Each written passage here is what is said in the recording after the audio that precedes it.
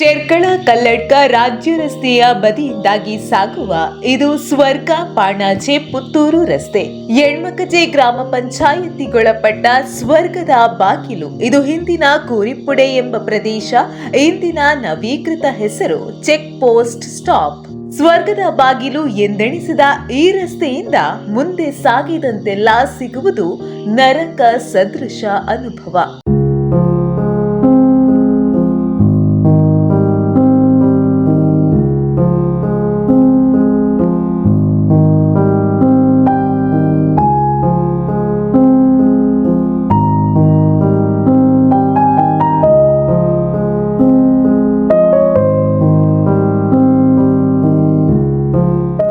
ಸ್ವರ್ಗ ಪಾಣಾಜೆ ಮೂಲಕ ಕರ್ನಾಟಕದ ಪುತ್ತೂರು ಸಂಪರ್ಕಿಸುವ ಪೆರ್ಲಾ ಸೂರಂಬೈಲು ಅಂತಾರಾಜ್ಯ ಸಂಪರ್ಕ ರಸ್ತೆಯು ವಾಹನ ಚಾಲನೆಗೆ ಸವಾಲಾಗಿದೆ. ಪೆರ್ಲಾದಿಂದ ಪಾಣಾಜೆಗೆ ಬರುವಂತಹ ಇಂಟರ್ ಸ್ಟೇಟ್ ರೋಡ್ ಇದು ಹಲವಾರು ವರ್ಷಗಳ ಹಿಂದೆ ಅಭಿವೃದ್ಧಿ ಕಂಡಂತಹ ಒಂದು ರಸ್ತೆ. ಇದರಲ್ಲಿ ಮೇಯ್ನಾಗಿ ಒಂದು ಸಾಧಾರಣ ಒಂದು 8-9 ಕಿಲೋಮೀಟರ್ ಇರ್ಬೋದು ಈ ರಸ್ತೆ. ಅದರಲ್ಲಿ ನಾನು ಯಾವಾಗಲೂ ಹೇಳೋದುಂಟು, ಇದು ಹಳೆ ಕಾಲದ ಎತ್ತಿನ ಗಾಡಿ ಹೋಗುವಷ್ಟೇ ಅಗಲ ಇರುವಂಥ ಒಂದು ರಸ್ತೆ. ಒಂದು ರಿಕ್ಷಾ 2 ರಿಕ್ಷಾಗಳಿಗೆ ಎದುರು ಬದುರು ಬಂದರೆ ಸೈಡ್ ಇಳಿಸಲಿಕ್ಕೆ ಬಹಳ ಕಷ್ಟ.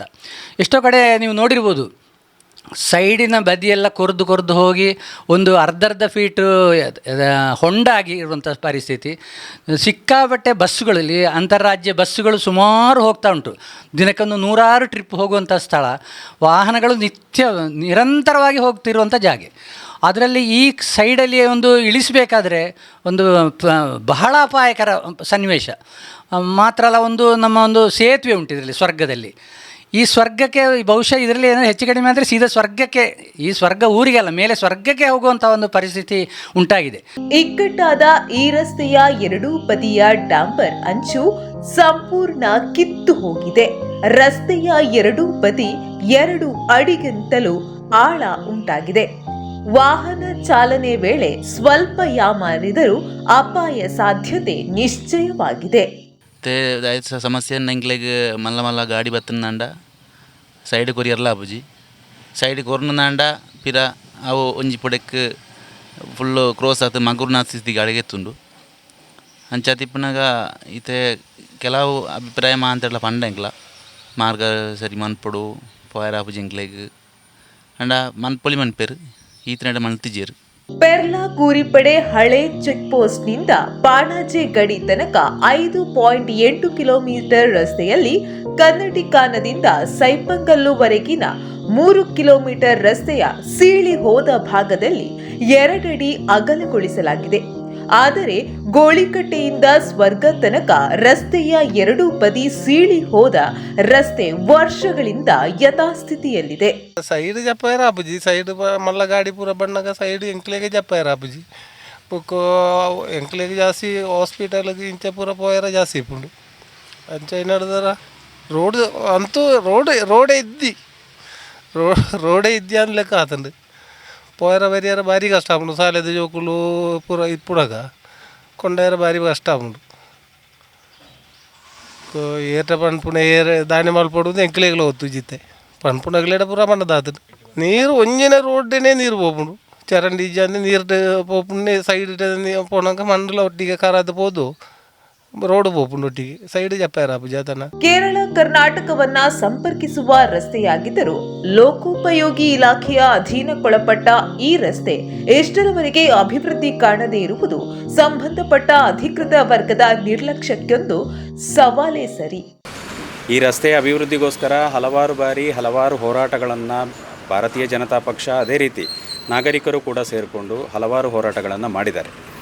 ಅದರ ಫಲವಾಗಿ ಆಗಿರುತ್ತದೆ, ಒಂದು 6-7 ವರ್ಷ ಹಿಂದೆ ಒಂದು ಮೆಗ್ಡಾಮ್ ಟೈರಿಂಗ್, ಅದು ಕೂಡ ಪೂರ್ತಿ ಆಗಲಿಲ್ಲ, ಒಂದು ಅರ್ಧದವರೆಗೆ ಟೈರಿಂಗ್ ಆಗುವಂತಹ ಒಂದು ಪರಿಸ್ಥಿತಿ ಬಂತು. ಅದರ ನಂತರ ಏನಾಯಿತು ಅಂತ ಹೇಳಿದರೆ, ಯಾರೂ ಕೂಡ ಅದಕ್ಕೆ ಸರಿಯಾದ ಒಂದು ಮೇಂಟೆನೆನ್ಸ್ನ ವ್ಯವಸ್ಥೆಯನ್ನು ಸರಿಯಾಗಿ ಮಾಡದ ಕಾರಣ, ಅಂದರೆ ಒಂದು ರಸ್ತೆ ನಿರ್ಮಾಣ ಆಗುವಾಗ ಅದಕ್ಕೊಂದು ಡ್ರೈನೇಜ್ನ ವ್ಯವಸ್ಥೆ ಬೇಕು. ಅದೇ ರೀತಿಯಲ್ಲಿ ಅದಕ್ಕೆ ಅಗಲೀಕರಣಕ್ಕೆ ನೀವು ಗಮನಿಸಿರ್ಬೋದು, ಒಂದು ಭಾಗದಿಂದ ನಮಗೆ ಪೂರ್ತಿ ಪ್ಲ್ಯಾಂಟೇಷನ್ನವರ ಅಲ್ಲಿ ಜಾಗೆ ಬರುವಂಥದ್ದು. ಪ್ಲ್ಯಾಂಟೇಷನ್ನವರ ಹತ್ರ ಆವತ್ತು ನಾಗರಿಕ ಕ್ರಿಯಾ ಸಮಿತಿಯ ಪರವಾಗಿ ನಾವು ಮನವಿಯನ್ನು ಮಾಡಿಕೊಂಡಾಗ ಅವರು ಅದಕ್ಕೆ ಒಂದು ಸಮಂಜಸವಾದ ಉತ್ತರವನ್ನು ಕೊಡದೆ ಕೊನೆಗೆ ಇದ್ದ ಜಾಗೆಯಲ್ಲಿ ನಾವು ಅದನ್ನು ಆ ರಸ್ತೆಯನ್ನು ನಿರ್ಮಾಣ ಮಾಡಲಿಕ್ಕೋಸ್ಕರ PWD ಅವರು ಮುಂದಾದರು. ಆದ ಕಾರಣ ನಮ್ಮ ಅಪೇಕ್ಷೆ ಇರೋದು ಇಷ್ಟೇ, ಆದಷ್ಟು ಬೇಗ ರಾಜ್ಯ ಸರ್ಕಾರ ಇರ್ಬೋದು ಅಥವಾ ನಮ್ಮ ಈ MLA ಅವರು ಇರ್ಬೋದು, ಇದರ ಬಗ್ಗೆ ಕೂಡಲೇ ಇದರ ಈ ಏನು ಸಮಸ್ಯೆ ಇದೆ ಇದಕ್ಕೆ ಪರಿಹಾರವನ್ನು ಕಾಣುವಂತಹ ವ್ಯವಸ್ಥೆಗೆ ಮುಂದಾಗಬೇಕು. ಇಲ್ಲಂತಾದರೆ ಒಂದು ರಾಜಕೀಯ ಪಕ್ಷ ಅಂತ ಹೇಳುವ ದೃಷ್ಟಿಕೋನದಲ್ಲಿ ಜನರನ್ನು ಸೇರಿಸಿಕೊಂಡು ಇದರ ಬಗ್ಗೆ ಹೋರಾಟ ಮಾಡಲಿಕ್ಕೆ ಭಾರತೀಯ ಜನತಾ ಪಕ್ಷ ಮುಂದಡಿ ಇಡಲಿಕ್ಕಿದೆ ಅಂತ ಹೇಳುವುದನ್ನು ನಾನು ಹೇಳಲಿಕ್ಕೆ ಇಷ್ಟಪಡ್ತೇನೆ. ಒಂದು ಬದಿ ಗುಡ್ಡ, ಇನ್ನೊಂದು ಬದಿ ತೋಟ, ಕೆರೆ, ಪ್ರಪಾತಗಳ ತಿರುವು, ಏರಿಳಿತಗಳಿಂದ ಕೂಡಿದ ಪೆರ್ಲ ಸ್ವರ್ಗ ರಸ್ತೆಯಲ್ಲಿ ವಾಹನ ಚಲಾಯಿಸುವಾಗ ಮೈಯೆಲ್ಲ ಕಣ್ಣಾಗಿರಬೇಕು. ಒಂದನೇದಾಗಿ ಹೇಳೋದಾದರೆ ಒಂದು ಇಚ್ಛಾಶಕ್ತಿ ಇಲ್ಲ. ಗಡಿ ಪ್ರದೇಶಗಳಲ್ಲಿ ಅಭಿವೃದ್ಧಿ ಮಾಡೋದಕ್ಕೆ ಒಂದು ಇಚ್ಛಾಶಕ್ತಿ ಸರ್ಕಾರ ಆಗಲಿ ಅಥವಾ ಶಾಸಕರಾಗಲಿ ಯಾರೂ ಕಾಣಿಸ್ತಾ ಇಲ್ಲ ಅಂತ ನನಗೆ ಕಾಣಿಸ್ತಾ ಉಂಟು. ಅದು ಸರ್ಕಾರ ಯಾವುದೇ ಆಗಿರಲಿ, ಆದರೂ ಕೂಡ ಇಲ್ಲಿ ಒಂದು ಗಡಿ ಪ್ರದೇಶಗಳನ್ನು ಅದು ಒಳ್ಳೆಯದು ಮಾಡಬೇಕು ಎಂಬ ಇಚ್ಛಾಶಕ್ತಿ ಕಾಣಿಸ್ತಾ ಇಲ್ಲ. ಇವಾಗ ಏನು ಫಂಡ್ ಇಲ್ಲ ಎಂಬ ಉತ್ತರ ಬರ್ತಾ ಇದೆ.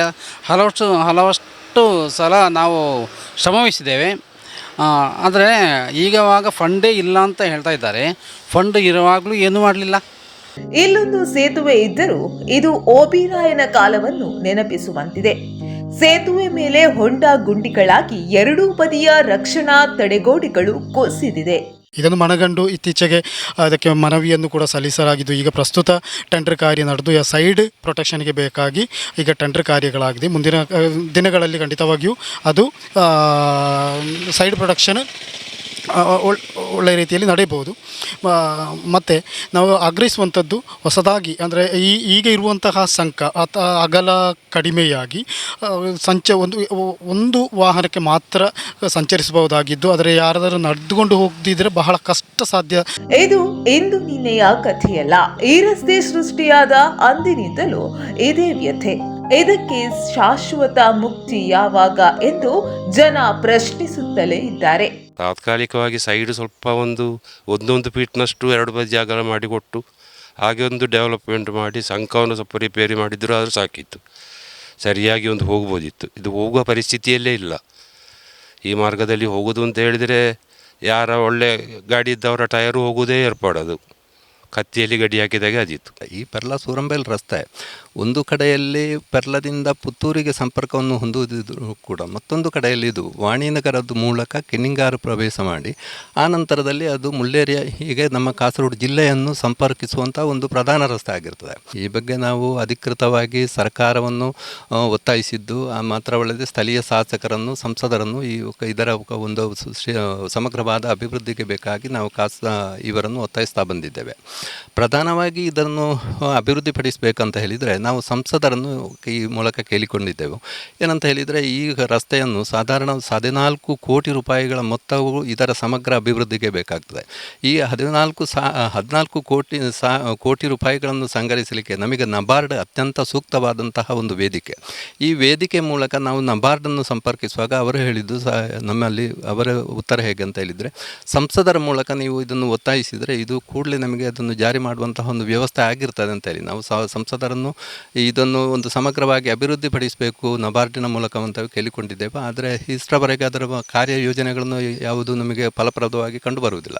ಆದರೆ ಸಂಬಂಧಪಟ್ಟವರು, ಜನಪ್ರತಿನಿಧಿಗಳು PWD ಇಲಾಖೆಯನ್ನ, ಪ್ಲಾಂಟೇಶನ್ ಅರಣ್ಯ ಇಲಾಖೆಯನ್ನು ಪರಸ್ಪರ ದೂರ ಇದ್ದಾರತೆ ಹೊರತು ಒಂದೆಡೆ ಕೂತು ಚರ್ಚಿಸಿ ಸಮಸ್ಯೆಗೆ ಪರಿಹಾರ ಕಂಡುಕೊಳ್ಳುವ ಪ್ರಯತ್ನದಲ್ಲಂತೂ ಇಲ್ಲವೇ ಇಲ್ಲ.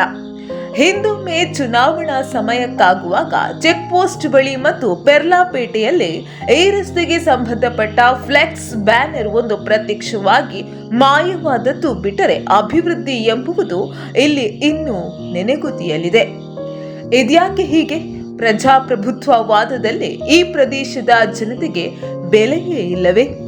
ಇಲ್ಲಿನವರ ಮತಗಳು ನಗಣ್ಯವೇ? ಅಥವಾ ಓಟಿಗಾಗಿ ಮಾತ್ರ ಇಲ್ಲಿ ರಾಜಕೀಯದ ದೊಬ್ಬರಾಟವೇ? ಜನಾಂತರಾಳದ ಪ್ರಶ್ನೆಗೆ ಉತ್ತರ ಸಿಗಬೇಕಾಗಿದೆ.